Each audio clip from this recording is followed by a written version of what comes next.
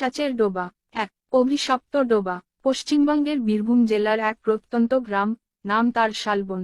গ্রামের এক প্রান্তে আছে এক অদ্ভুত ডোবা, সবাই তাকে ডাকে পিশাচের ডোবা। কেউ বলে এখানে একসময় বালির দস্যুদের লাশ ফেলা হতো, কেউ বলে তান্ত্রিকরা এখানে পিশাচ ডাকত। ডোবার জল কখনোই শুকোয় না, বর্ষা গ্রীষ্মে সমান থাকে। আশেপাশে শাল সেগুনের জঙ্গল, রাতে হাওয়া বইলে কেমন এক গোঙানি শোনা যায়। গ্রামের মানুষ দিনে সেখানে যায়, কিন্তু সন্ধ্যার পর আর কেউ সাহস করে না। গ্রামের বৃদ্ধরা বলে, যেই ওই ডোবায় যায়, সে আর ফিরে আসে না। তার ছায়া ডোবার জলে রয়ে যায়, কিন্তু শরীর মেলে না। এই ডোবাকেই গ্রামের মানুষ ভয় পায় সবচেয়ে বেশি। 2 কাহিনীর সূচনা। গল্প শুরু হয় কৃষক হরিদাসের ছেলে রমেনকে নিয়ে। রমেন দুঃসাহসী ছেলে, সে কখনো ভূতপ্রেতে বিশ্বাস করে না।